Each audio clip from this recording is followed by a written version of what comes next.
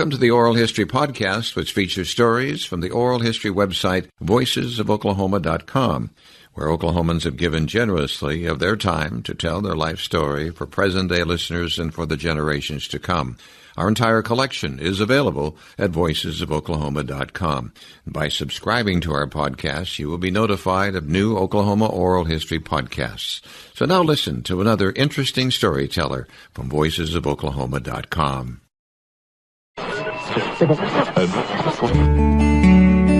Wanda Jackson was only halfway through high school when in 1954, country singer Hank Thompson heard her on an Oklahoma City radio show and asked her to record with his band, the Brazos Valley Boys. By the end of the decade, Jackson had become one of America's first major female country and rockabilly singers. Jackson was born in Maud, Oklahoma, but her father, Tom, himself a country singer who quit because of the Depression, moved the family to California in 1941. He bought Wanda her first guitar 2 years later, gave her lessons, and encouraged her to play piano as well. In addition, he took her to see such acts as Tex Williams, Spade Cooley, and Bob Wills. The family moved back to Oklahoma City, where in 1952 Wanda won a local talent contest and was given a daily show on an Oklahoma City radio station, which lasted throughout Jackson's high school years. Wanda recorded several songs with the Brazos Valley Boys, and her career was off and running. We thank the sponsors of this oral history website for making it possible for Wanda Jackson to tell her story on voicesofoklahoma.com. But before we hear Wanda tell her story, let's listen to the song that helped launch her career. Let's Have a Party, recorded by Elvis Presley for the movie Loving You. Wanda recorded the song in 1960, and it reached number 37 on the Billboard Hot 100 in that year. Here it is, performed by the woman known as the Queen of Rockabilly. My name is John Erling. Today's date is January 17, 2012. Wanda, first of all, would you state your full name, please? Wanda Jackson. Wanda LaVon Jackson Goodman. That's my married name, Goodman. Your date of birth and your present age? October 20th, 1937, which makes me 74 as we speak. And tell us where we're recording this interview. At my home in the south part of Oklahoma City, Oklahoma. Where were you born? Maud, Oklahoma.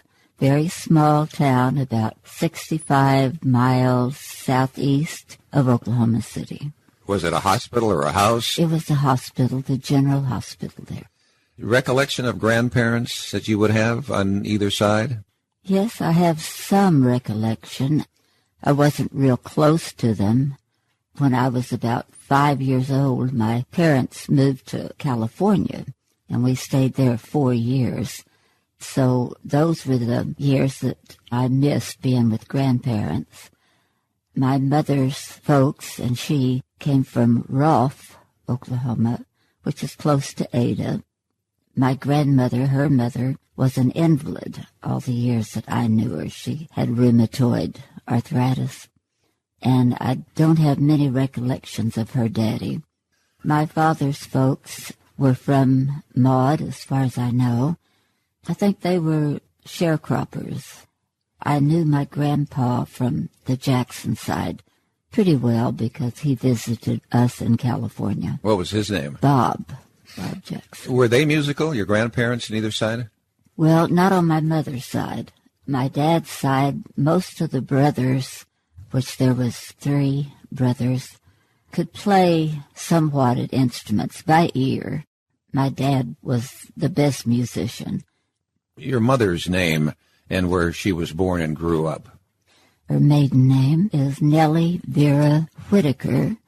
She was born and raised in Rolfe, Oklahoma. What was she like? Can you describe her? Was she? Oh, yeah.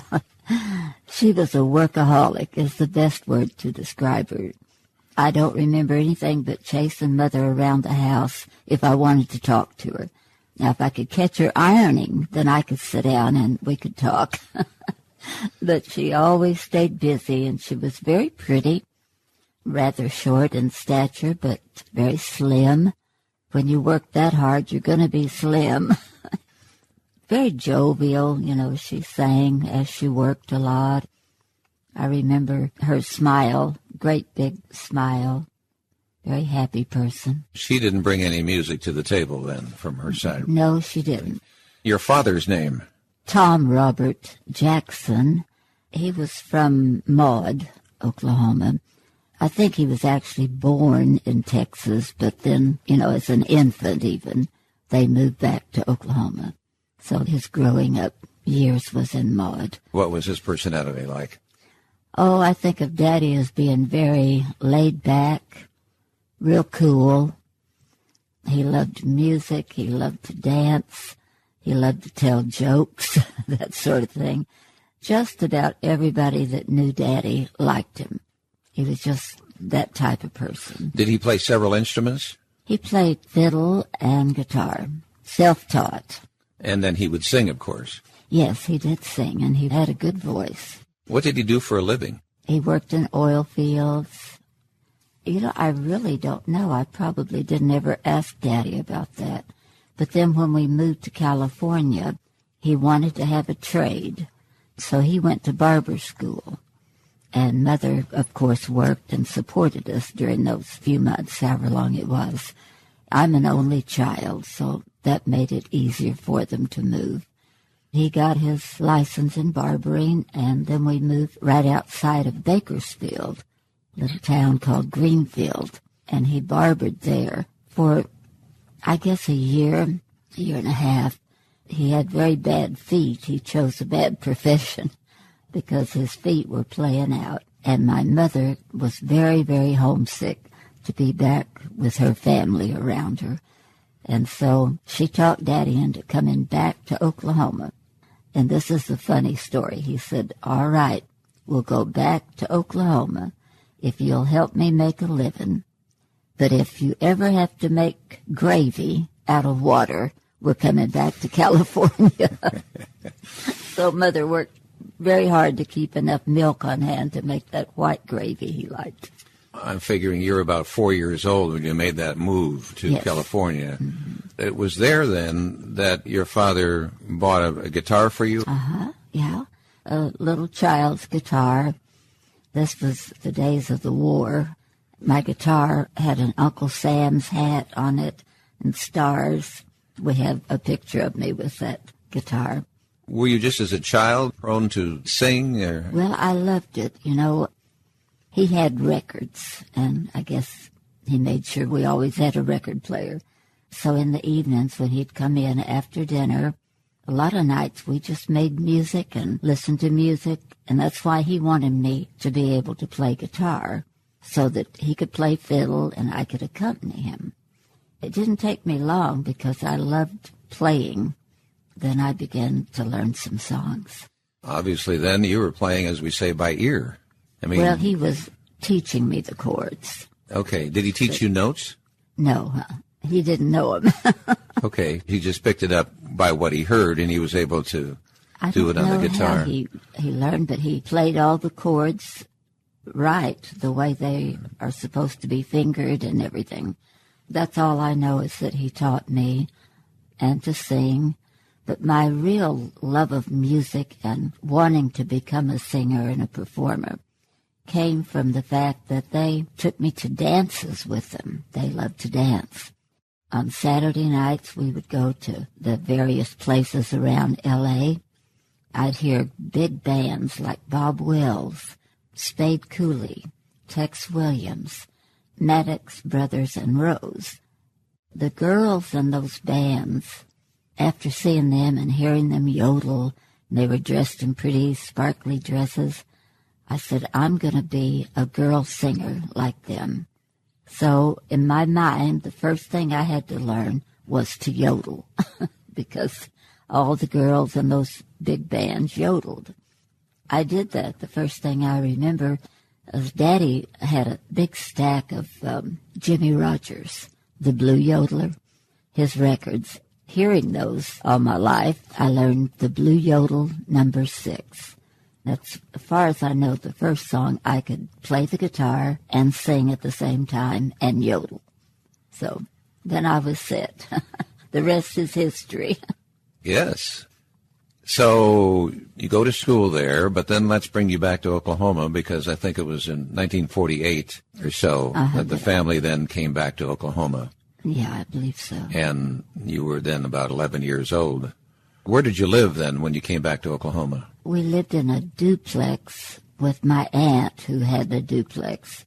The other side was vacant when we came back. We rented it from her in the southeast part of Oklahoma City. What school would you have started attending when you came back here? Crooked Oak Elementary. Of course, Crooked Oak has elementary, junior high, right on through high school. I didn't go there long, but a few years. Were you there for junior high? No, junior high. I attended Capitol Hill Junior High. And I think it's because my parents by that time had built a little house not far from where the duplex was, but it changed my school district. Were you singing in school? Did they ask you to sing there?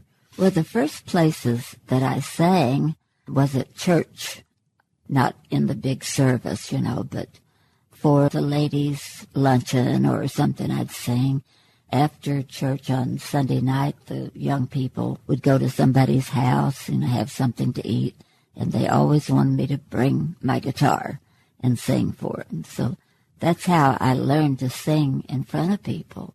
Plus my family, mother said, you never had to ask Wanda twice to sing. If somebody just mentioned it, I'd run get my guitar, because I like to perform in front of people. The fact that they kept asking you obviously gave you confidence, and maybe you didn't need confidence, but you had did, very much so. Really? Yeah.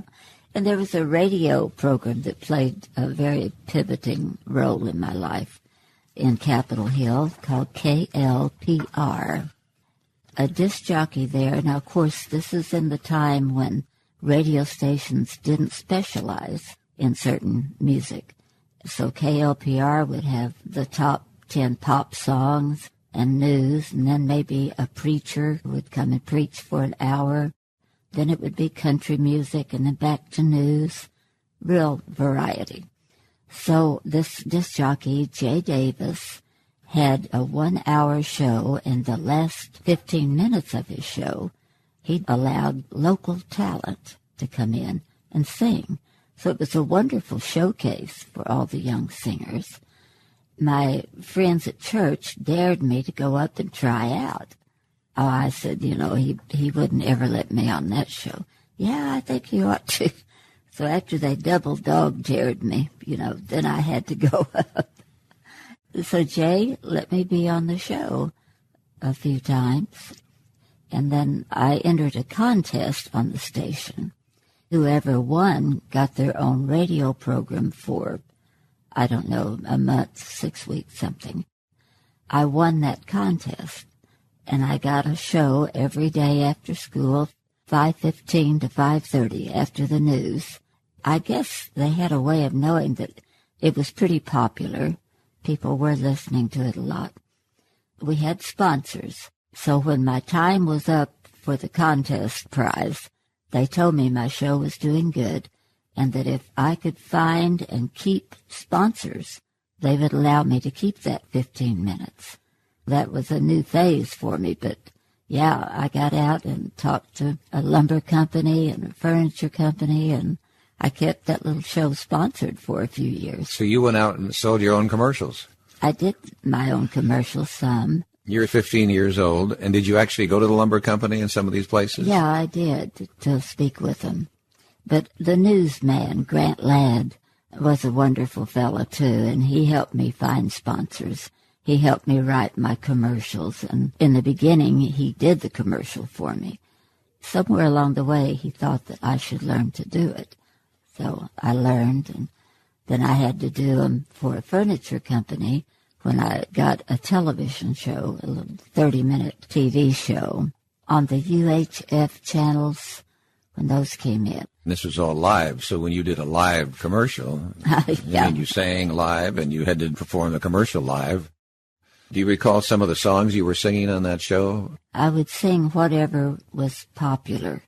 Of course, they were all men. There was hardly any girl songs to sing, so I sang Webb Pierce songs, Fair and Young, Hank Thompson, Eddie Arnold, those type of songs. I always had plenty of songs ready. There was a time that Hank Thompson was listening to the radio. Right, so that's why this played such a pivotal part in my life and my career.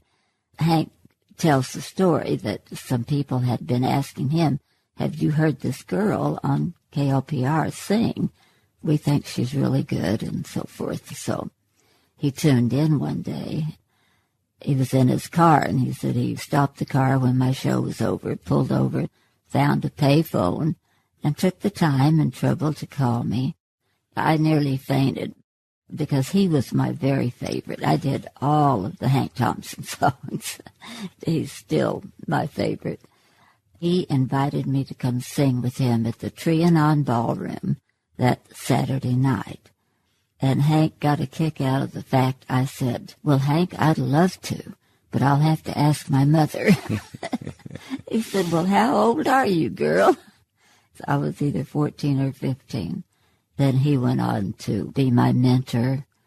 He got me my recording contracts when I was 16. I signed with Decca Records, thanks to Hank. I made a demonstration record out at his home. He brought his band out and, went to a lot of time and trouble for me.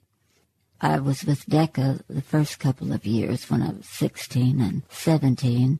Didn't you record a duet with Hank's band leader, Billy Gray? Right, I did. You Can't Have My Love? That's it. Mm-hmm. That little thing was in the top 10. In 1954, it reached number 8. Yeah. I was a little upset that Hank insisted I do a duet because I just did not want to be known as a duet. I wanted to be a single act. So that's what I was concerned about. But he put pressure on me, and so I went ahead and recorded the song at our first Decca session. We used Hank's band on that. The Brazos Valley Boys? Yes. They were the #1 swing band in the nation. And then I wanted to be on the same label as Hank. He was on Capitol Records, and I thought, well, that must be the greatest record label of all if he's on it. So he set out to get me a contract with Capitol when the Decca one ran out, which he did. You didn't have any female soloists to model yourself after, did you? No, I didn't. I mean, there were, in what we would call the pop world, right, Patti Page, Rosemary Clooney, those, but I didn't sing those kind of songs. You were singing country. Country. When you signed with these record companies, do you recall what kind of money you were signing for or making? It just went on the basis of sales. I think I got 3 cents or something because I hadn't done an album, until I got on Capitol. So my singles with Decca, I don't remember ever making very much of anything. But they did want to pick up my option.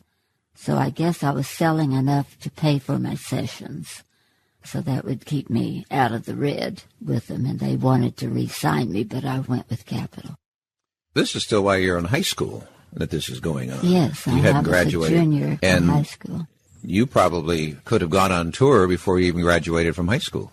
Yeah, and I wanted to. You wanted to go on tour? Yeah, I didn't care for school. I'm not the scholarly type. I didn't apply myself, probably is the main reason. But all I could think about was singing and performing. My dad and mother were very strict about, I have to finish school. And Dad was a little disappointed I didn't want to go to college, because by then they could have afforded to send me to college. But I said, no, I've got 2 hits under my belt, and I'm recording for the biggest record company in the world. I want to go out on tour and sing and start making my living. So that's what I did with their help, of course. Then you begin to tour after you graduate from high school. Right. So now you're 17 years old. Yeah, I was 17 at the time, going on 18 in October of that year. But yeah, they gave in. I didn't have to go to college. They talked it over and said I was kind of scatterbrained a little bit. I would work a job and forget to get paid. I was having so much fun, I thought, they're going to pay me for this. So they decided that one of them had to travel with me and take care of business. So Mother said she wanted Daddy to go. He could drive, and it would be better. My dad was driving a cab at that time because his feet had just played out, and so he couldn't barber anymore. Mother stayed home, kept the home fires burning, and kept a regular check coming in, while Dad and I hit the road. So your mother was working? Oh, yeah. What was she doing? Well, she was always working and doing a lot of things. She may have already at that time been working at Tinkerfield, so she had a good government job with benefits, whatever they were. She kept that job, and she was the type that wanted to get better and better and better, and she took the classes or courses. She wound up being a GS 4 or 5, which was real good for a lady. So the income for the family was much better than it had ever been. Uh-huh. Here she's making money, and you're out on the tour. How about in high school? You were already a star in town. Were you a big woman on campus, as they say? Well, my name was popular, you know. I sang in, it seems like, all of the school assemblies. The kids liked the songs I did, just me and my guitar. Two that stand out, they always wanted me to sing Kalijah, which was the Hank Williams song. Mm-hmm. And Hot Dog, That Made Him Mad. That was one that I recorded on my first session with Capitol. And I got in trouble. There's nothing really wrong with that song. I can't imagine why, but the school principal came to me and he said, from now on, in any assemblies you sing, you cannot do that hot dog song. I told my best friend about it. I said, I can't do hot dog anymore. Well, here I have some of the words. To teach him a lesson and make him mad, I went out on a date with the best friend he had. That made him mad. Boy, hot dog, that made him mad. Yeah, and it goes on like that. It's just cute. Late one night when I came in, he wanted to know just where I'd been. Well, I really put him in his place when I turned and laughed in his face. Hot dog, that made him mad. So maybe it was the image of the strong, assertive woman or something? I think so, possibly. That's part of the reason of my image today, I guess. Right. Singing songs like that. But what happened was that the next assembly, I was going to do some other song. But my girlfriend, Beverly, I told her, Mr. Hodges, I said I couldn't do it. She kind of, well, we'll see about that. And so she got the word out. And when I came on stage, the kids started, hot dog, hot dog, hot dog. So I had to sing the song, but I didn't get in too much trouble because I had to. They were demanding it, weren't they? Yeah. You go out on tour, and where are you touring? Where are you going? Before 1955, I was going out of Oklahoma City.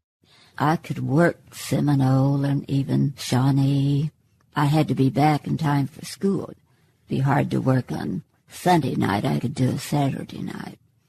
But then in 1955, our first tour, now Daddy knew nothing about booking me, and I didn't have a manager. We were just starting out from scratch. So he got a billboard, just thumbing through, trying to find a manager or something to go on. And he found the name Bob Neal. He was out of Memphis. So he called him and told him who he was and who he was representing, and would he like to book me or have me on some tours. Bob said, absolutely. He said, this will be great. I'm booking a young man who's really getting popular really fast. On his shows, it would be good to have a girl. That was my introduction to touring, and I toured with Elvis Presley. Amazing. How fortunate can you be, you know? The first time you met him, tell us about that. The first job I worked with him was in Cape Girardeau, Missouri. In those days, the radio stations wanted the artists to come out. If you were in their town, they had a show during the afternoon. They invited us to come out and invite people to come. Plus the people then would know that we're in town. We won't be a no-show. That's where I met Elvis, was at the radio station in Cape Girardeau. That would have been in 55? 55, in July.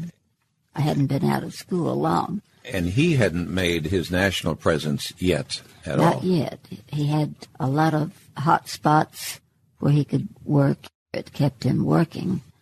See, in Oklahoma, I had never heard of him. I didn't know who I was working with. Our stations weren't playing his records. But I mentioned it to my cousins in Odessa, Texas. They had a fit. Elvis Presley? And I said, well, who is this guy? Oh, he's the best singer, most good-looking guy. You know, they just went on and on. So I was anxious to meet him, see what he was like. Do you remember any song or two that he sang then when you were on tour at that point?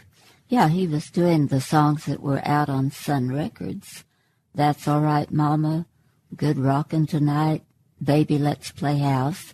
That was one of my favorites. Blue Moon of Kentucky, you know, those first songs he did. So he was doing rock music then at that time? Right, he was. We didn't have a name for it. Nobody had a name yet. Well, Bill Haley, actually, with Rock Around the Clock, kind of opened the door because the kids loved that song. But it was Elvis who brought it to them, you know. I don't know how to say it, but I just feel like Elvis single-handedly brought rock and roll to the forefront. But we didn't know what to call it. Elvis was billed in the very beginning as the hillbilly cat because of the way he dressed. To me, it was like a zoot suitor. To being raised in California, when Mother and I would go pick Daddy up from the barber school. It was in a bad section of town, so they had plenty of people that didn't mind what kind of haircut they got, just as long as they got it cut. And there were zoot suitors out there. Flashy. Yeah, the pants, the shirt with the collar up, the longer hair and sideburns. But he was sure good looking, I knew that.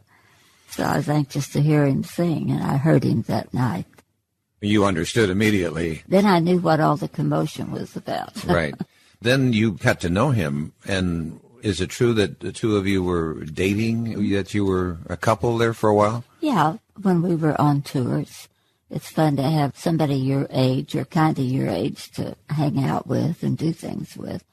Daddy liked Elvis real well. He thought he was a real gentleman, which he was.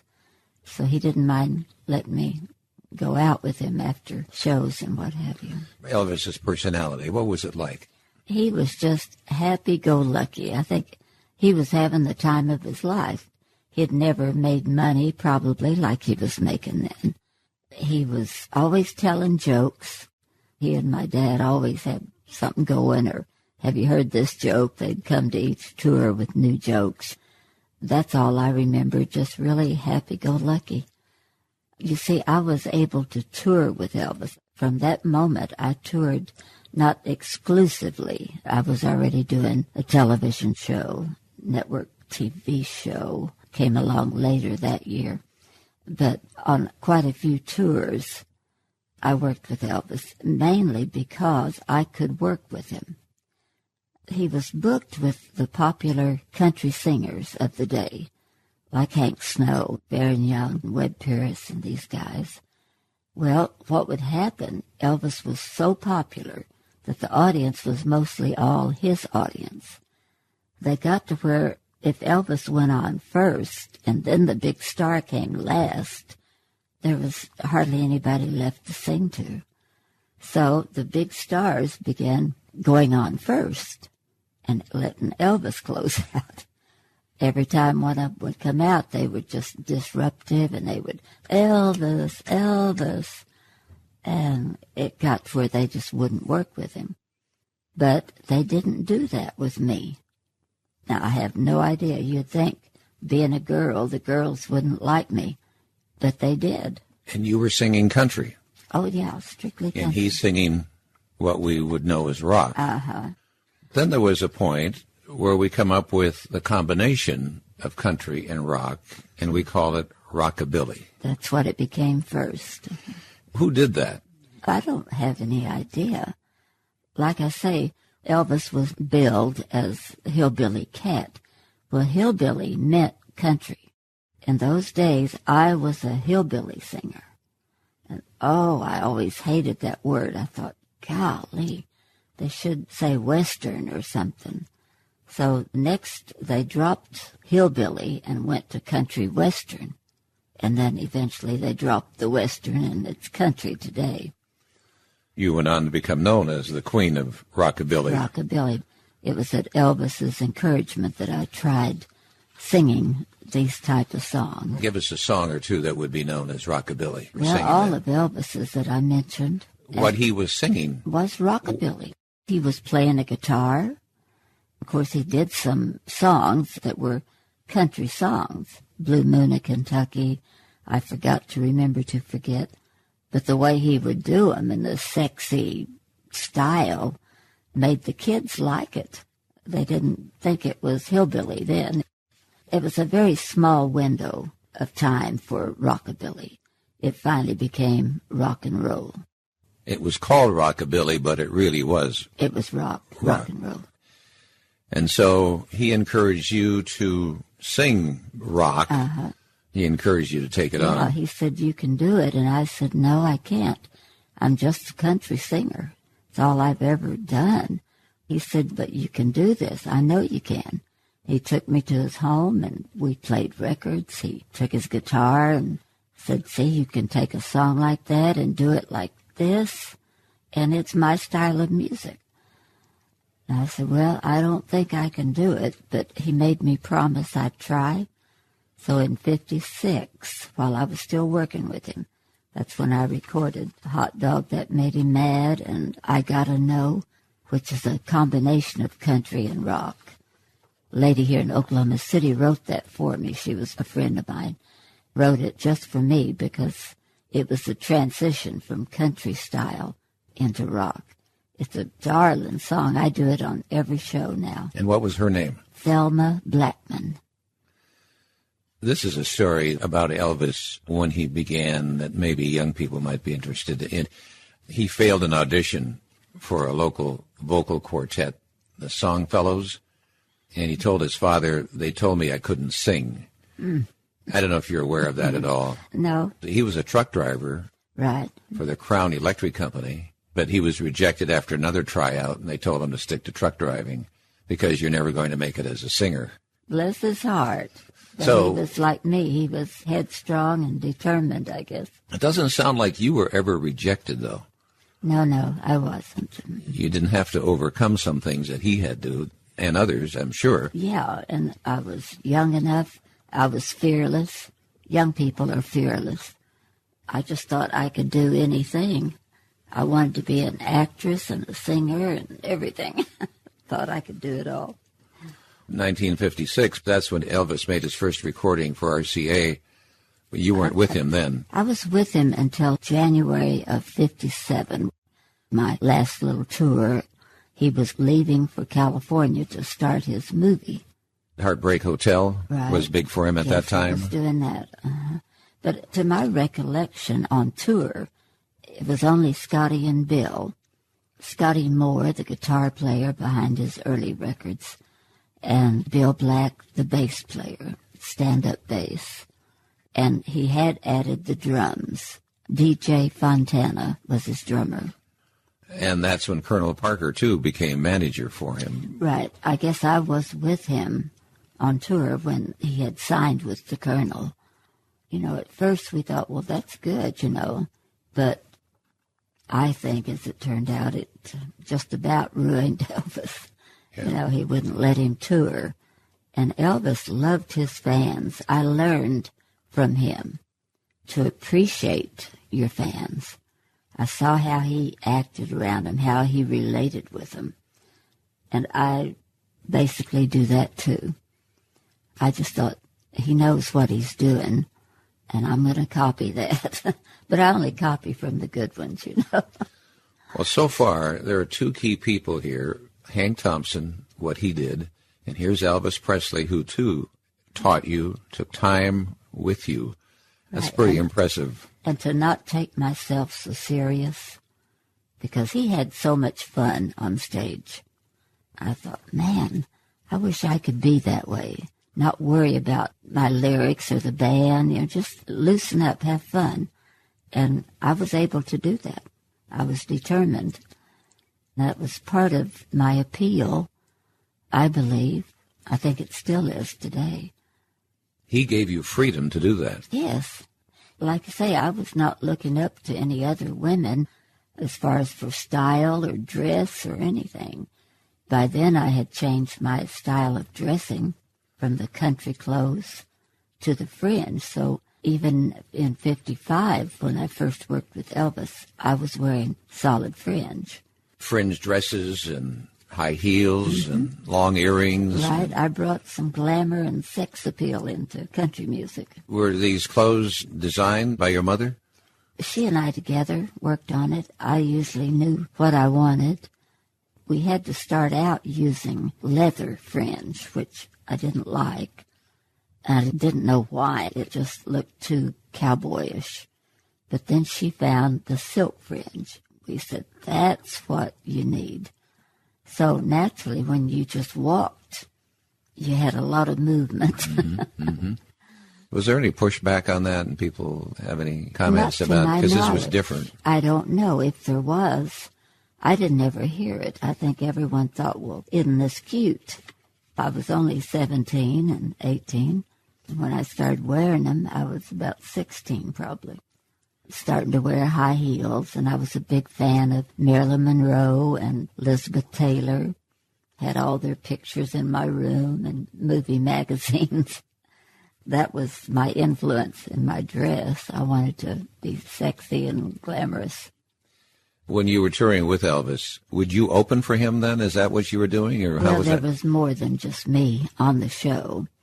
And once in a while there was a big name. They would still try to work with him. So I didn't necessarily open. Being the only girl, you always worked either right after intermission, before the star came on, or right before the intermission.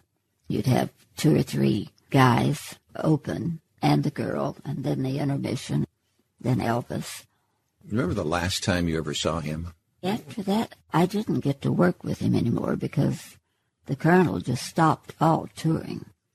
But the last time I saw Elvis was in 64.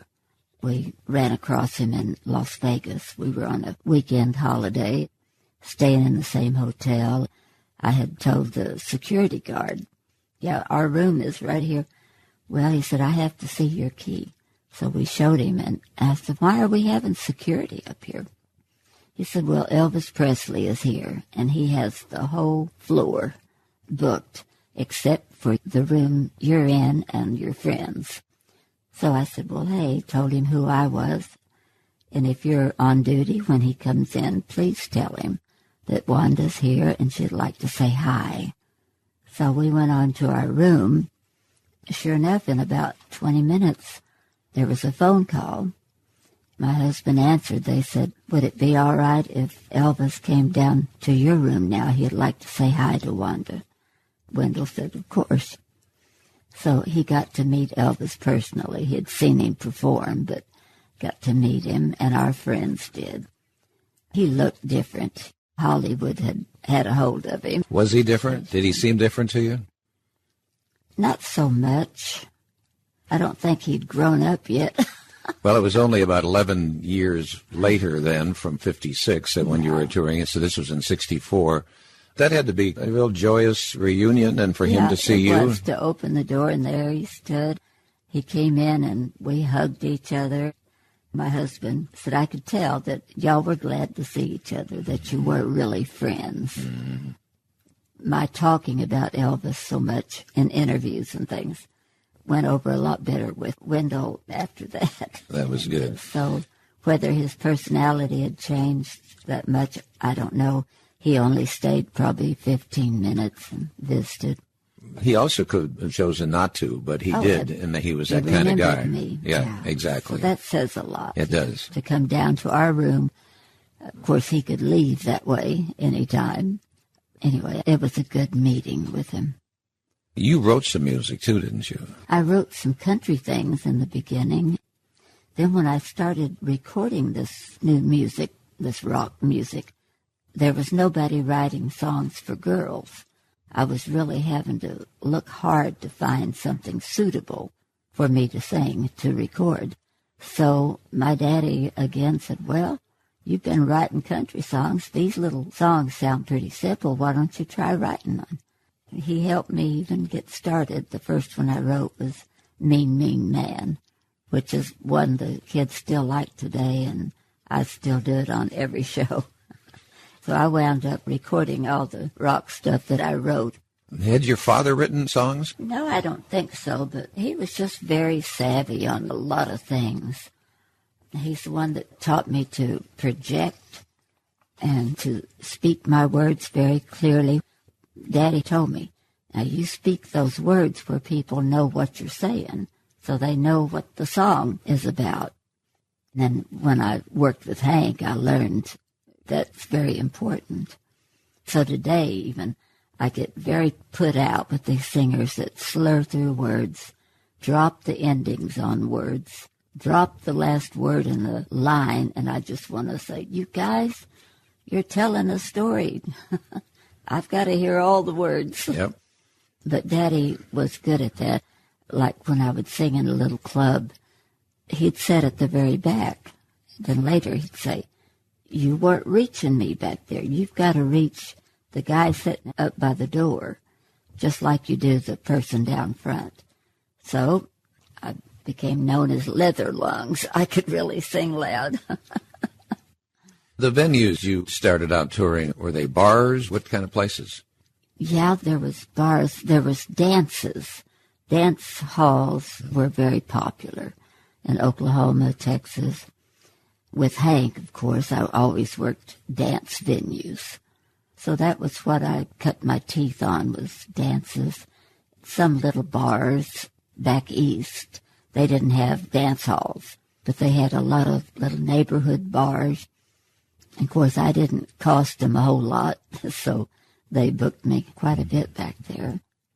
In the late 50s, you recorded Mean, Mean Man, Hot Dog, That Made Him Mad. Yeah, I Gotta Know. Then Fujiyama Mama came along. Tell us about that song, because that just was something that you could never have imagined would happen to you. Where did the song come from in the first place? My girlfriends and I were in a drugstore up in Capitol Hill. This was after I'd graduated, but we just met and had a Coke up at the Sheen drugstore.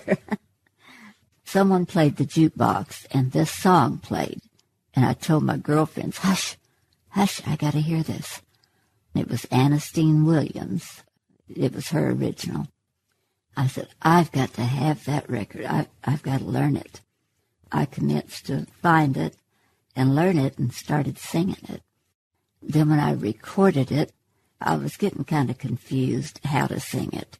I was wanting it a little raunchier than my producer, because he had heard Ernestine Williams' version, which didn't have the growl and stuff like that.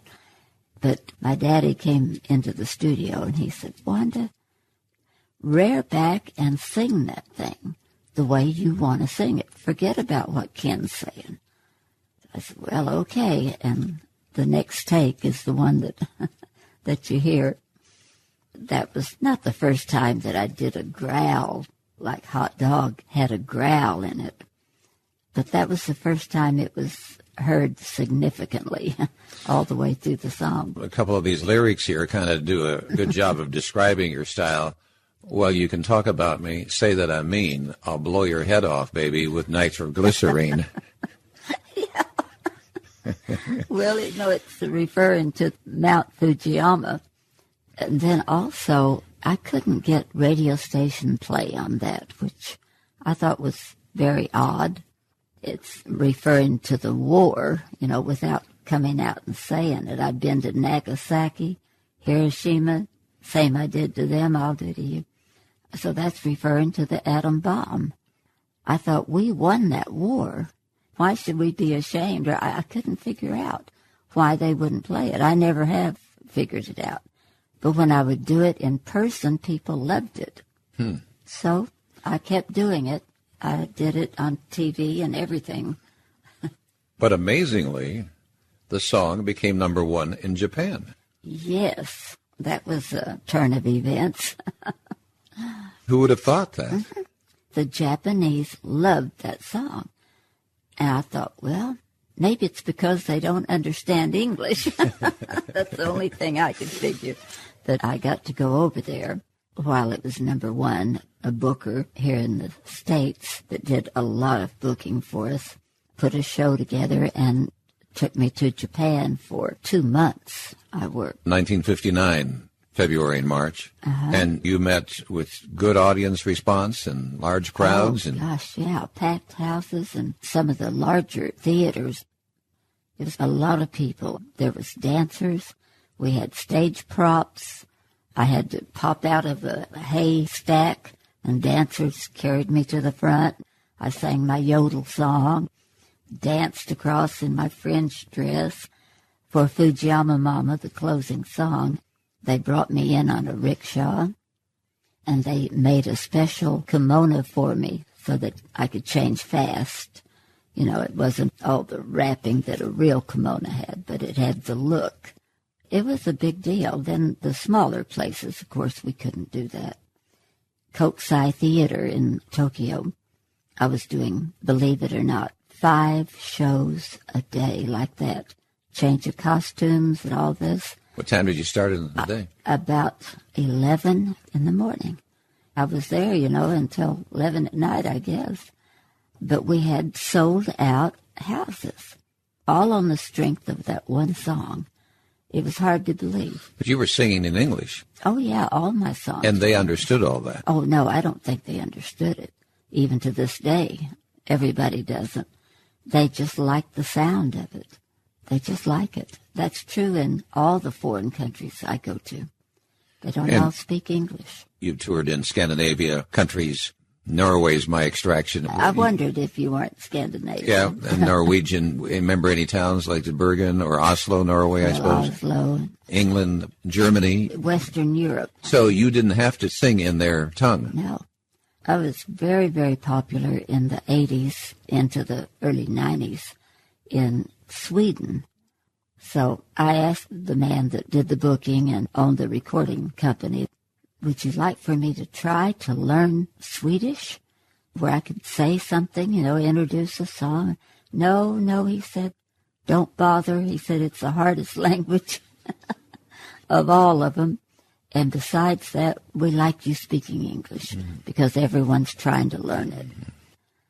We come to 1960. There was a top 40 hit by the name of Let's Have a Party. Elvis had recorded the song a year earlier, I believe, but you decided to record that song. Tell us about that, why you chose it, and why you thought you could do it when Elvis already had a hit out of it. Well, I don't think his was a big hit. He did it in the movie, his second movie, Loving You. I hadn't seen that movie. I'd seen his first one, Love Me Tender, and I thought he did a great job in it, and he could have been a good actor. I mean, really good, I believe. That was his ambition, also, was to be an actor. But the movies they gave him just wouldn't allow it. He just played himself over and over and over. But the song, Let's Have a Party, then you took it. The ones I heard sing that song, in the beginning, it wasn't Elvis. It was the Collins Kids. They had covered it. And I don't know if their record was being played or what, but I heard it somewhere. I said, man, I want to record that. I learned it and started singing it on my personal appearances. If it was a dance or a show, I'd open with it. People just loved the song, and I could sing it very feisty. So on my first album, I threw that in.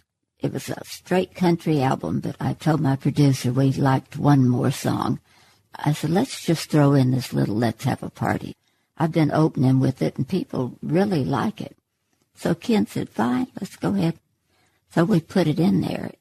It was a year and a half later, it was 59 anyway, maybe 2 years later, that was pulled out of the album and released single because a disc jockey in Iowa had started using it for a theme song. He would get so many phone calls, the board would just light up. Who's singing that? Where can I buy that record? Play it all the way through, until he was having to do that. Well, he called Ken Nelson personally, said, you're going to miss the boat if you don't pull that out and release it single. Said, the kids here love it. Strangely enough, Capitol Records did that, and of course it wasn't a huge hit, but I've worked all these years off of it. It was my first international hit. Well, Fujiyama would be considered international, but this opened all the doors in all the other countries for me. Your band was the Party Timers? Yes. Mm-hmm. The pianist was Al Downing, and who was the guitarist? Vernon Sandusky. He wound up playing in the Hee Haw band. Wasn't there a guy by the name of Roy Clark somewhere in there? Right. I hired Roy to front the band and open for me at the Golden Nugget in Vegas. When I got that job, that was 5 back-to-back shows, 45 minutes on, 15 off. That's very hard. And none of my guys sang. I mean, they could do some harmony, they might do a song, but they weren't performers, they were musicians. I had worked with Roy back east, and Daddy and I knew I needed some help with these vocals. I was going to lose my voice if I kept it up. So we called him and offered him the job, and of course he snapped it up. When the Capitol people came to our opening and heard Roy on that guitar, as instrumentalist mainly, they were very impressed. Roy's first record was recorded on my session. Oh. I had some time left, but not enough time for everybody to learn a song. So Ken said, let's just lay down one with Roy, pick out an instrumental that the band knows, and we'll record it. Do you remember the song? Under the Double Eagle. And wow. So I kid Roy, I paid for your first session, you know that. And you two became fast friends ever since. Yeah, he went with the same booking agent that I was with after he left my band.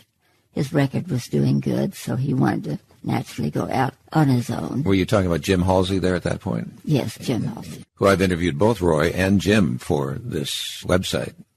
When disc jockeys were playing in the 50s and early 60s your songs, were you aware of payola at that time? I became aware of it, yeah. We didn't do it. That's probably why I didn't have hits. Couldn't get record play if I wasn't willing to shell out some gratuity. And I should point out that payola was where record producers or promoters would pay disc jockeys to play their songs. It became a big scandal because it came to public attention, and there were those who were fined and probably did some time. But you had to know then that this was going on, and you didn't, and that's why they had an advantage and you didn't. Mm-hmm. That's true. Well, Capitol Records would never do anything like that. They were a solid, firm, worldwide record company, so they wouldn't hear to that. Yeah, we knew it was going on, but I don't remember country artists having that problem. This was pop and the early rhythm and blues groups. 1961 was a big time for you because you got married. Yeah, I was introduced to Wendell Goodman, and 8 months later we were married in 61. And Wendell wasn't a musician. No, he was from the business world. Worked for IBM, I believe. He did some jobs with IBM. He was in computers. In 61, he was in computers. Yes. He had quite a future. Where did you meet him? In the living room of my mother's home, where I lived. And why was he there? Well, he was dating my best friend. This is another part of my reputation, I guess. No. She said, I have a new boyfriend, and I'd like to bring him by, and y'all meet. I said, sure, I'm home. So they did, and I kind of fell for him just right quick. Right then, I just thought, boy, he was very handsome and successful business guy. Was driving a brand new Pontiac Bonneville convertible, a sharp dresser, just everything that I would want in a man. After we had met them, they left for their date. I told Mother, I said, Mother, why can't I ever meet someone like that? And I think she said something to the fact, you probably won't meet someone like that in the places where you're going, because I was working with all men, but most of them were married, musicians and stars. They were married, so I really had no chance to have a boyfriend. I was shameless, I guess. When I was home, I would call Norma Jean, say, let's go to a movie tonight. I don't want to sit at home with Mother and Daddy. She said, well, I've got a date with Wendell. We're going to a movie. I said, well, ask Wendell if I can go along with you. She did, and he said, okay. It was rather strange, but I just went right along with them on a lot of their dates from that time on. And so then when she got the offer from Porter Wagner, now this was Norma Jean, another Oklahoma gal, a successful country singer, pretty Miss Norma Jean. Well, Porter Wagner asked her to be on his television show, which was, if not the first, among the first country shows to go nationwide syndication. So naturally, she grabbed that opportunity. When she left for Nashville, she had to move there. She said, Wanda, take good care of Wendell. I thought, oh, boy, I'm anxious to go with him. After she moved, I was home one time. I waited about a week while I was home. I thought, isn't he ever going to call me? Does he just not like me? Or what's the deal? So I finally called him and asked him for our first date. I was acquainted with him from being with both of them all the time.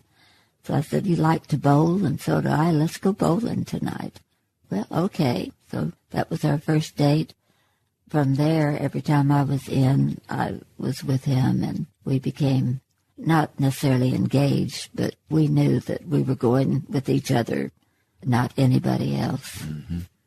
We were married later that year. Another thing that was attractive about him may be that he wasn't in your business. That could be, because to this day he swears he had never heard of me. And he was from West Texas, and I did a lot of work around West Texas. But anyway, he says he didn't know me. He knew that I was a singer now. I knew that, but didn't mean anything to him. I think that helped me when I knew he liked me just for me, not right. for the lifestyle and the glamour or whatever. Right. When you were on the road and these guys watched you singing, I mean, you had to manage all that because you My dad took care of that. Okay, right. That's why he traveled with me. So Wendell gives up his job in the computer world, and he becomes your manager. Yeah, eventually. Shortly after we were married, I had a stint at the Golden Nugget. It was for 2 weeks. We were just married, and I had to leave. Well, neither one of us liked that. We had our little apartment. I'd moved in. We were settled there. He was keeping his job, of course, and we didn't know what we were going to do at that point. So I left, and that pretty well told us, we're going to be together. We got married to be together. This touring that I'm doing without him wasn't going to work. So when we were seriously talking about it, I gave him the choice. I said, now, if you don't like the business I'm in or you want to stay with your career, I understand. I'll just quit and be a housewife, be Mrs. Wendell Goodman. He appreciated that I gave him the choice. But he said, no, he said, I think your life looks a lot more exciting than mine. So he just began to travel. He quit his job, came out to Vegas before our 2 weeks were up, and that was the last that he went to a regular job. So he traveled with me, and before long he was saying, hey, I've got time. I can do this booking. You're working a lot of the same places. We had those circuits that we worked, and we can save that 10% you're paying Jim Halsey. I said, well, if you want to tackle it. So we tried that. He's never looked back, and I haven't either. He's done an excellent job. And to this day, you are still married, and he is still your manager. That's right. 50 years now. Wow. Congratulations. Thank you. Rockabilly obviously declined in popularity, so then you did country music. Tears will be the chaser for your wine. The box it came in. Well, now, 61 or 2, country music had changed. Think back just a little further. All of a sudden, Patsy Cline was on the scene with the violins, backup singers. And I thought, man, that's so pretty. I'd love to do some recording like that. So I wrote a song called Right or Wrong. It lended itself to that type of arrangement. We didn't use the fiddles and things on it. I guess I began singing some of Patsy's songs, and I just wanted to go back to country because I wasn't getting any airplay. Nothing was happening. I kept recording country and rock. We were putting out a single as well as albums with country on one side, rock on the other. But the only songs I could get any airplay on with any little popularity at all was the country songs. So I said I might as well just forget it. I'm not ever going to get a hit in rock. And as soon as I quit, this was 1960, I guess, before Wendell and I were married, they pulled Let's Have a Party out of the album, and it became a hit. Then I started doing strictly country. It was during this time that I recorded the songs you mentioned, but I did In the Middle of a Heartache, Little Bitty Tear, songs like that. And I had a hit on Right or Wrong. So that threw me back into the country's good graces.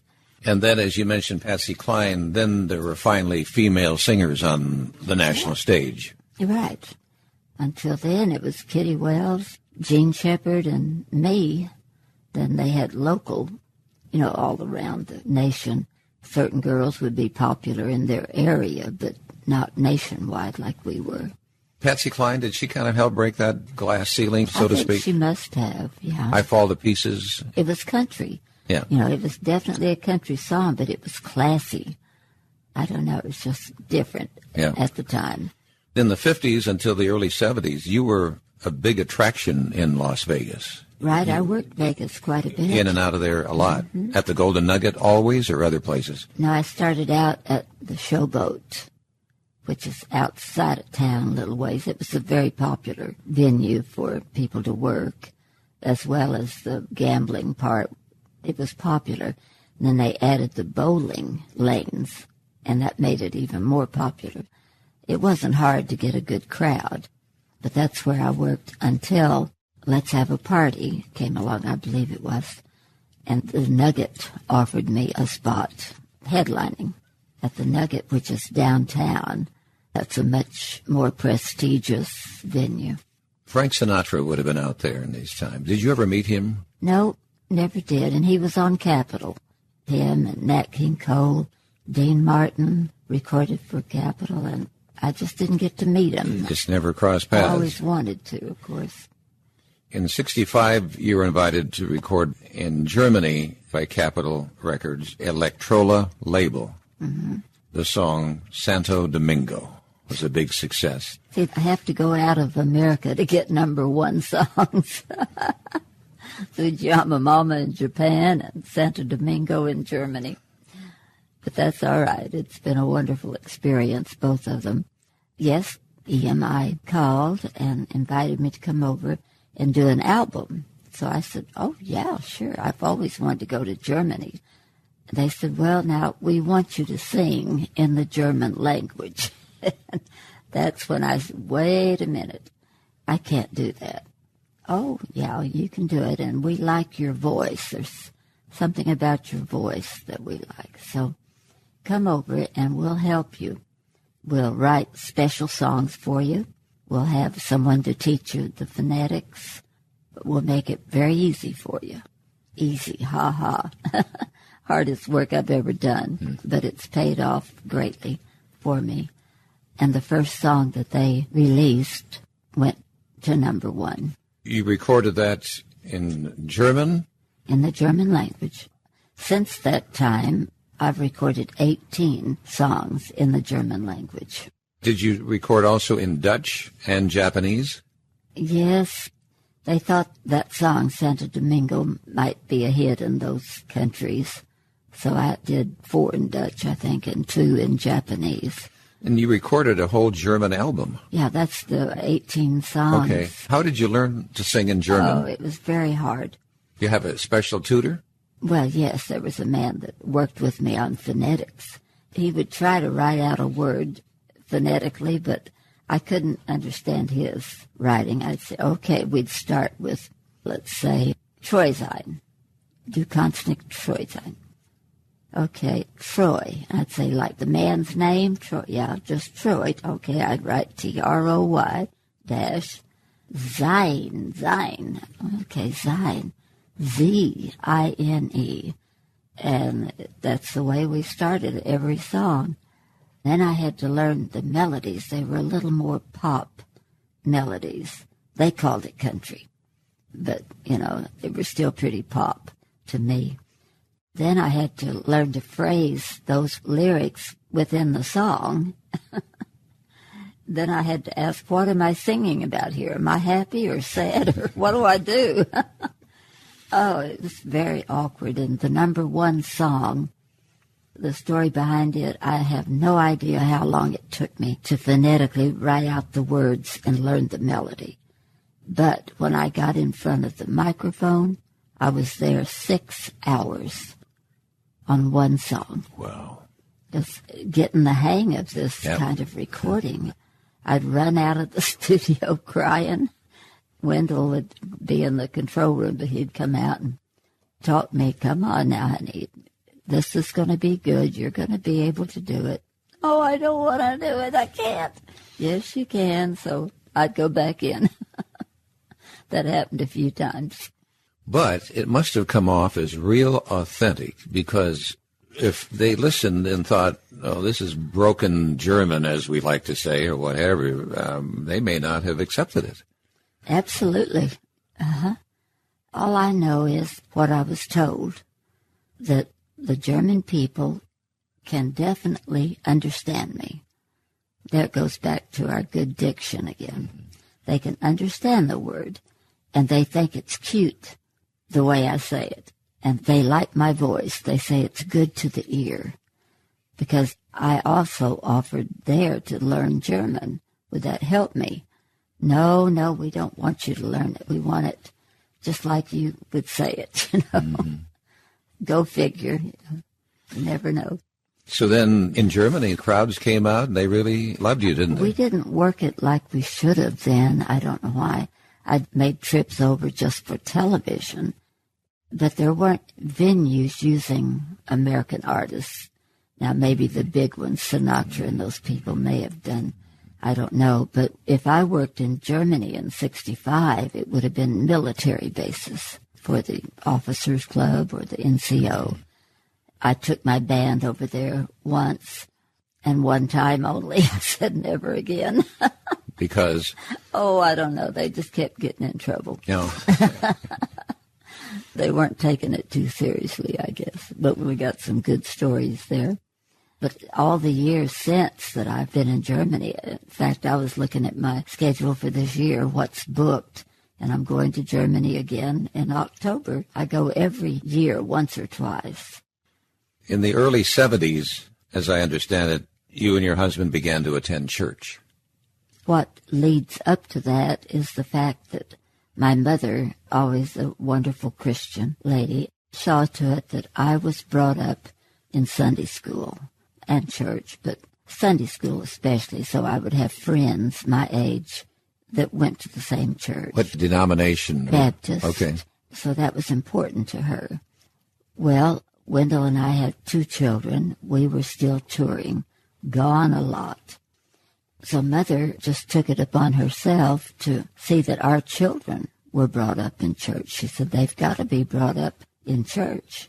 Wendell's folks were good Christians. They went to church. Between the 2 of them, our children were in church every Sunday. So this one particular Sunday, June the 6th, we were home on the Saturday before, and our kids said they were going over to my mother's spend the night so they could go to Sunday school. And would we come and join them for church? Because they wanted us to meet a new pastor that was there, a young guy. The kids all were just loving him. We said, okay, we're home. what else can we do? So we went to church, but it was that morning that God spoke to both of our hearts individually, but at the same time. We took hands, we walked the aisle of that little church and received Christ as our Savior and Lord. Our lives have been changed ever since. What church was that? South Lindsay Baptist Church in the southeast part of town. That changed both your lives, your marriage too, I would imagine, everything. Yeah, it changed everything, turned everything upside down.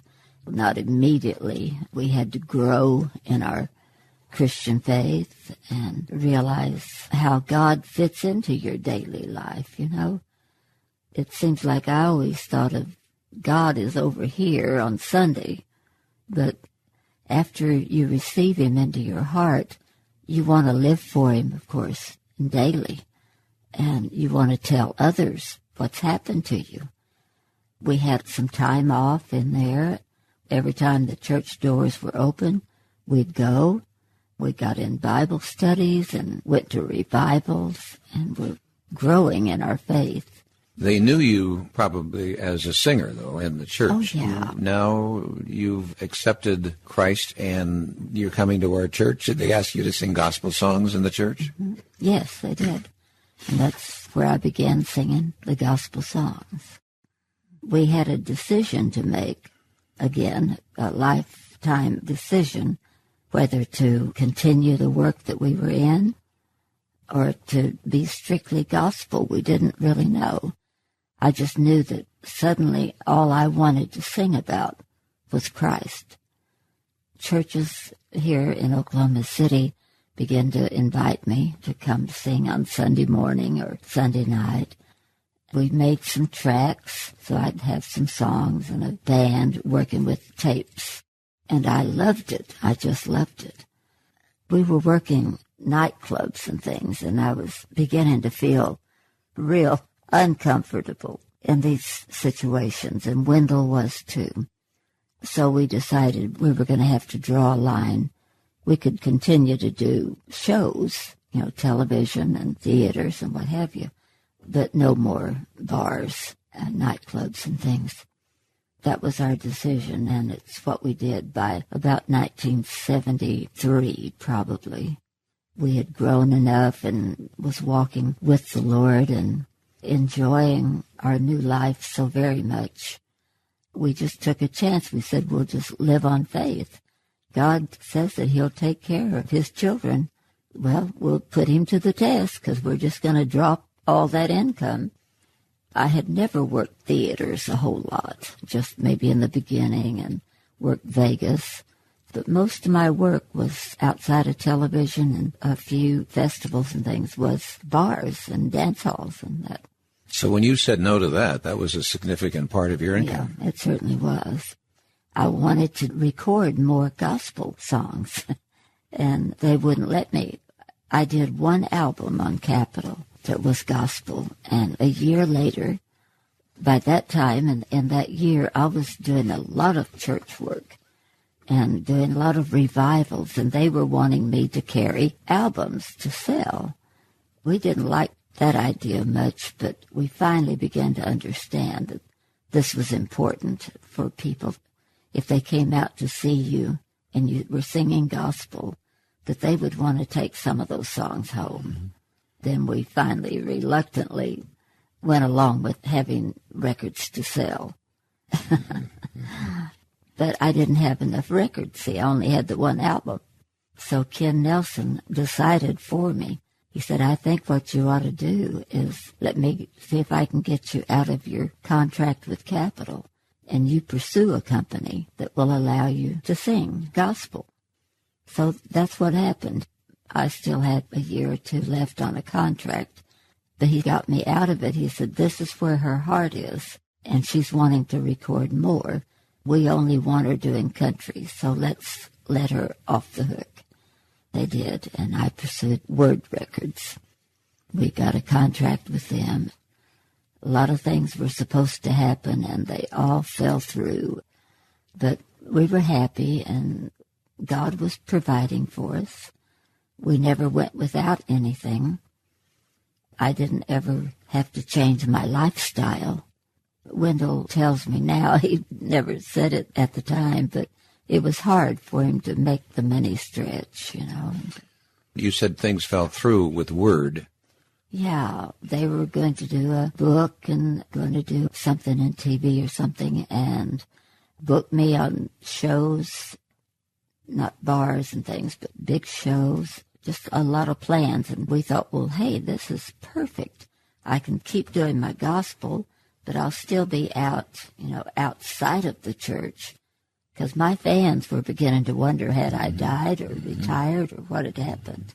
They weren't hearing me anymore on the radio. I wasn't coming to town. So we were disappointed there. And then eventually they sold out to a big company, Dot Records. And I got lost in the shuffle. Dot didn't know about me, didn't care about me. So we just got out of our contract with them also.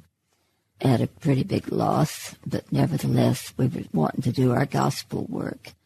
By this time, Wendell was speaking, giving his testimony, found out he is a great orator. He just gave a beautiful story of what happened to him and why he gave his life to Christ and how it's different now, his testimony. So we had our own ministry going.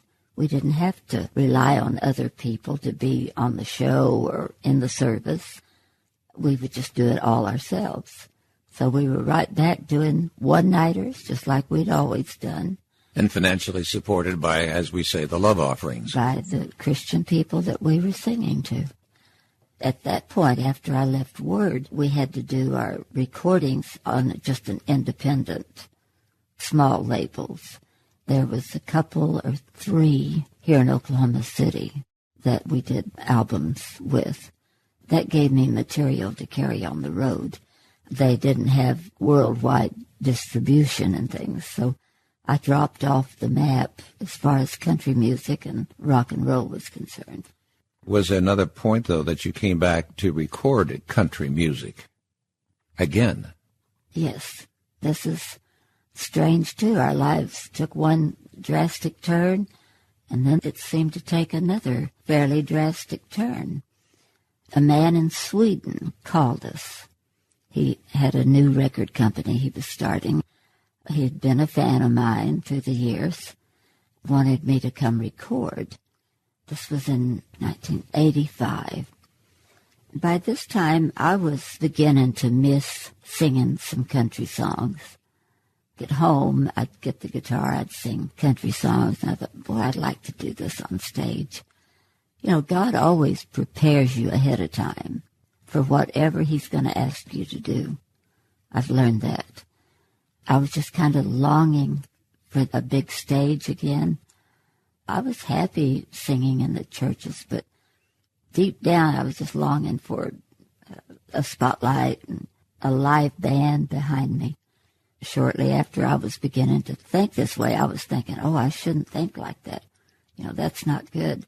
But there and again, it was the Lord preparing me for a new type of ministry that we'd have. So the man asked, would I come to Sweden and do an album, kind of a showcase, just do country, rock and roll, rockabilly, gospel, anything I wanted to. That sounded good. So we went and we did a 3-week tour he had set up after we finished the recording. We were blown away.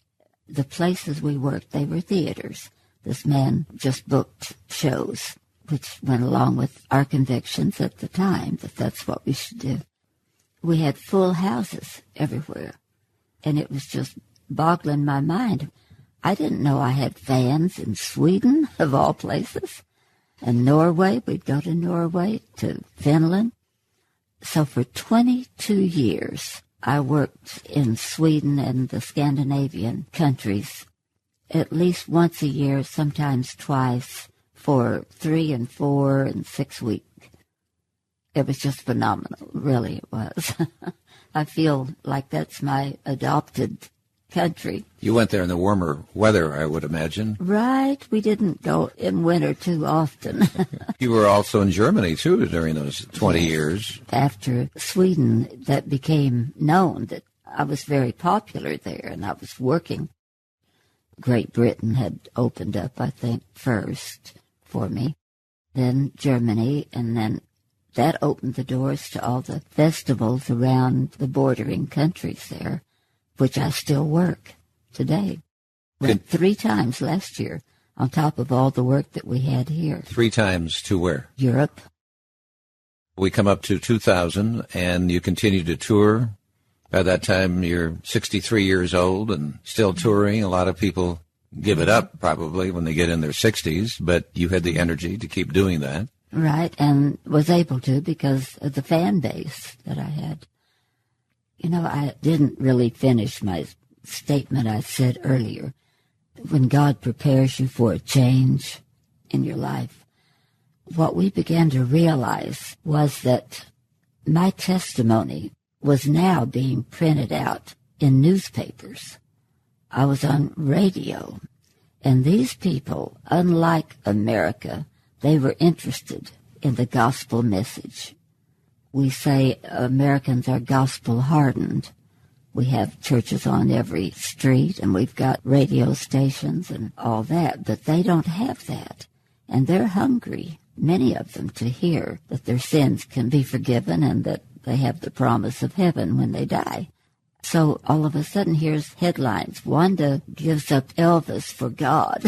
It was kind of silly headlines, but nevertheless. And on radio, I would mention something about my life changing. Oh, well, tell us about it. And it was just awesome. And it wasn't as if they didn't have church over there, because they had the state church. The state church. The Lutheran state church. Episcopal. And Episcopal, right. Maybe that was a colder presentation of church, and they didn't feel a personal connection to it. I think so, yeah. Because their churches, we noticed on Sunday morning, just a few cars, probably older people for the most part. They weren't doing anything to attract young people to Christ. So I was giving my testimony on every show I did. I still do. I give a short testimony no matter where I am. And people understand. They know ahead of time I'm going to do that.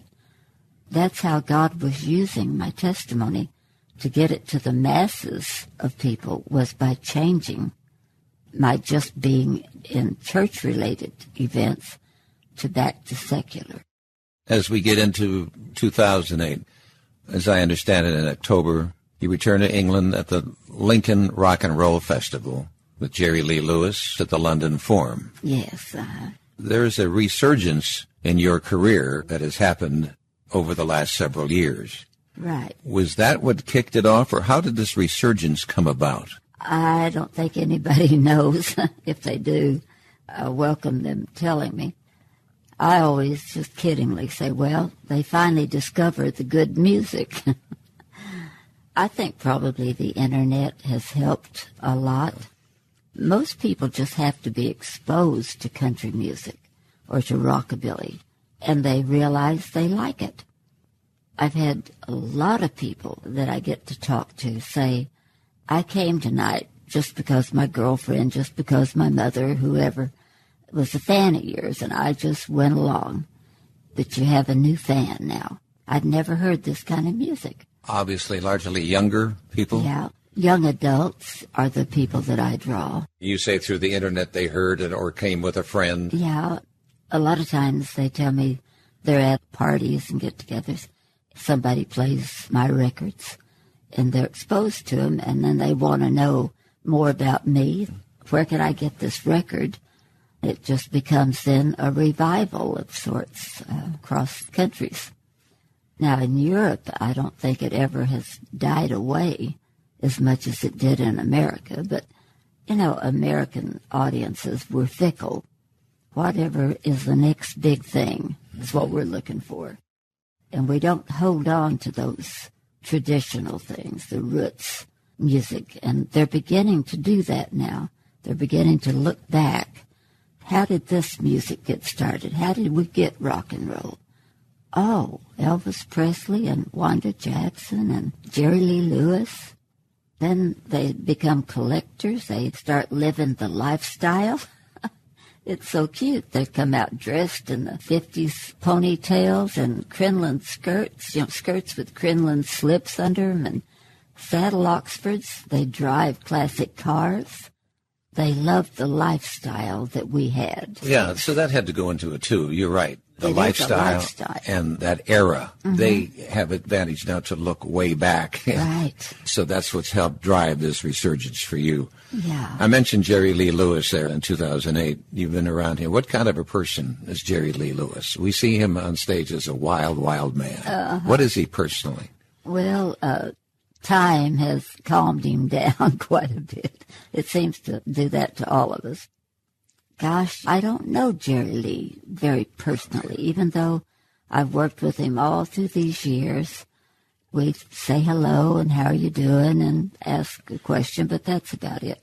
But at the London place that you mentioned, that's the most I've ever visited with Jerry Lee because they had redone the theater, but not the back part.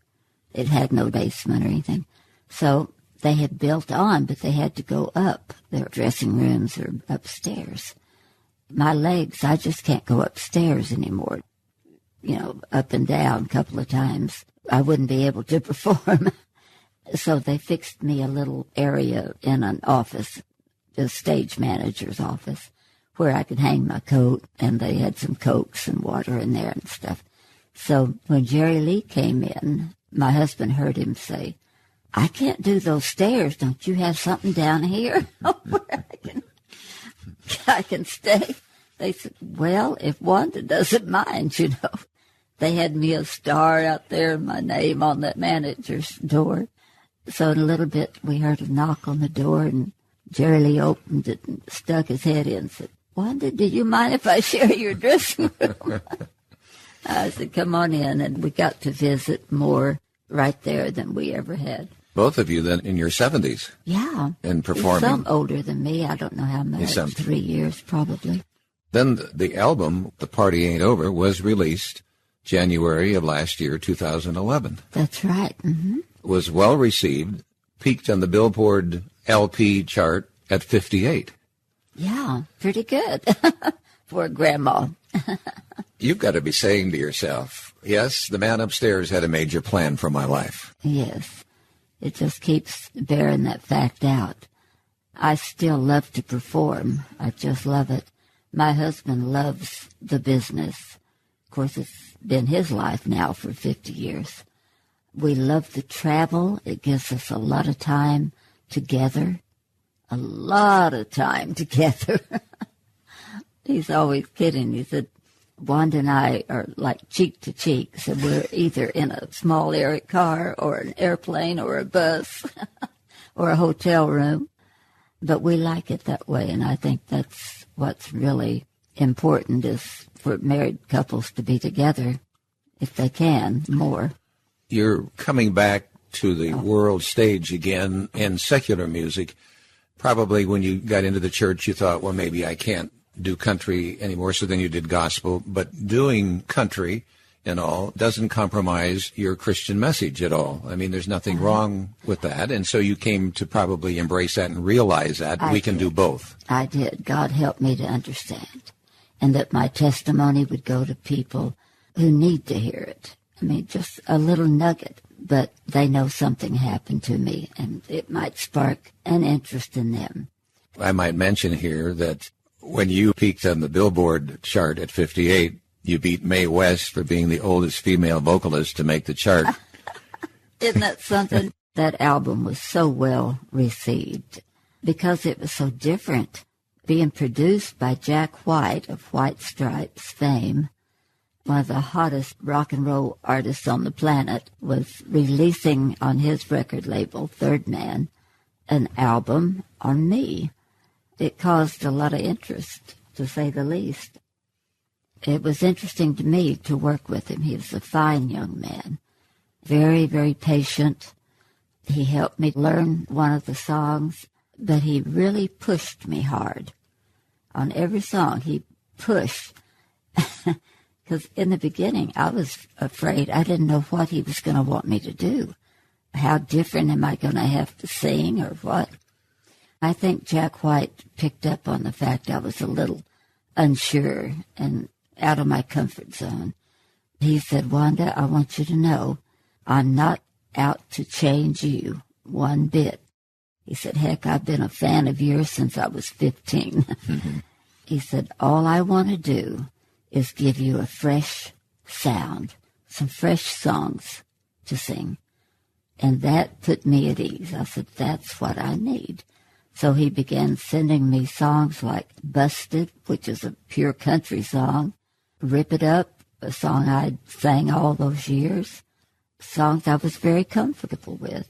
He let me pick out some of the songs. I say let me, jokingly. I told him I'd just soon you pick out the songs that you want me to do. You've got an idea in your head, and I want to go with it. So that gave him freedom. So we both had our freedom, but he did choose about 3 songs that I had taken to him. He just pushed me real hard. He wanted that little 18-year-old girl that might be buried somewhere in there. So I kept pushing, and after we were through with the album, I said, "I think what you've done, Jack, you've pushed me right into the 21st century." He said, "I like that." He said, "I hope I have." Well, he definitely did. Yeah, I worked more dates last year than I ever have. Pretty amazing. You were on the David Letterman show in January of last year. Yeah. Jack was on there with you. His band and everything to kick off this album. And I just watched it yesterday. Did you? Yes, and when that band comes on, that's pretty solid. Yes, it is. And you're standing there and say, "All right, yeah, I know I'm capable. I need to hang on with this band." Right. They'll go off and leave you. And you had the energy to make that happen. Yeah. And then you were on Conan as well. So as a result of those 2 shows, then things had to take off even more. People were realizing, who is this woman? I need to find out more about her. Right. My record sales at the beginning was very, very good. Jack was very happy with the sales, and it did well. These days, you've got about a 6 or 8 months where it's going to sell basically whatever it's going to sell. And, of course, people can get it all free in so many places now that it's hard to know. But did it help with tour dates? Yeah, all the publicity I've had around it. I wish I'd have kept count of all the interviews that I've done, just because they know that I was going to be working with Jack. If my voice sounds a little scratchy, I've been talking for 2 and 3 years here on so many interviews. And then it's interesting, too, because you're 73 years old in there, and so they're also taken with, wait a minute, here's this woman who can still perform at her age. Yeah, and the kids thank me for that. I call them kids. They aren't kids. But they thank me for being an inspiration. I think, well, that's Betty White and me. You know, we're carrying the... That's right. She just had that 90th party last night. Boy, if I could look and feel like she does at 90... Feel like a young thing and then watching her. I'd still be rocking and rolling. There was a song, Thunder on the Mountain, and I think Bob Dylan had an influence. Well, the way that happened, Jack and Bob are good friends. So Jack called Bob and said, "I'm recording Wanda," knowing that Bob was also a fan of mine. I didn't know that, but he is. And he said, "What Bob Dylan song would you like for her to do on this album?" Jack said he didn't even take a breath. He said, "Thunder on the Mountain. It's got to be that one." We had to shorten it. I think Bob Dylan's record was 11 minutes long, so we had to take out verses. We couldn't pare it down much. Mine's 5 minutes. Jack put some kind of special words in there to make it apply to me and changed some of the wording a little bit. And then my husband and I wrote the second verse, which is about Jerry Lee. Dylan was talking about a pop singer, Alicia Keys. Alicia Keys. And I said, I can't sing that. Wondering where she is the way the lyrics go. So my husband and I said, but just a minute, Jerry Lee rhymes with that. maybe I can rewrite that verse. So together we got that verse changed. Here we have Bob Dylan, who was such a fan of Woody Guthrie. We have an Oklahoman connection there. And then for you to find out that Bob Dylan was a fan of yours, had to say, wow, first I've heard of that. I'm finding out all this. Bruce Springsteen came with the banner, get Wanda Jackson in the Rock and Roll Hall of Fame, Elvis Costello, some country artists, Tanya Tucker and Pam Tillis, Rosie Flores. And she released a CD called Rockabilly Philly, as a matter of fact, Rosie Flores. Yeah. And so you've influenced her. She's the one that brought me back to the forefront in rock and roll music in America. See, I'd been performing it for 10 years in Sweden and Europe and Great Britain, but I wasn't working much in America. And after that was released, the new generation of rock and roll fans were saying, hey, Wanda's still performing? She's still alive? And they wanted to come out. So that's how I'm getting such big crowds. But it was Rosie's little record that did it. We went on a 5-week tour across America. Through Rosie, I found all these venues that was booking early rock music. So now I get to stay home a lot more and work. Here we are, 2012, and as you looked at your calendar for this year, are you going to be... Not a lot booked yet, but it'll start in spring. And do you feel like wanting to be really, really busy, or are you cutting back? I'm kind of happier if I'm traveling and working. At home, I don't hardly know what to do. I know we have to have supper that night, so I can kind of manage that, but what do I do with all this other time? I don't have a schedule. Do you feel like writing at this point? You mean songs? Mm-hmm.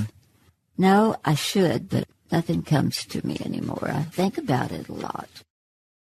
Advice to young performers and people who want to be in the business and all. What do you say to these people? I just say, I know how you feel. You want it so badly.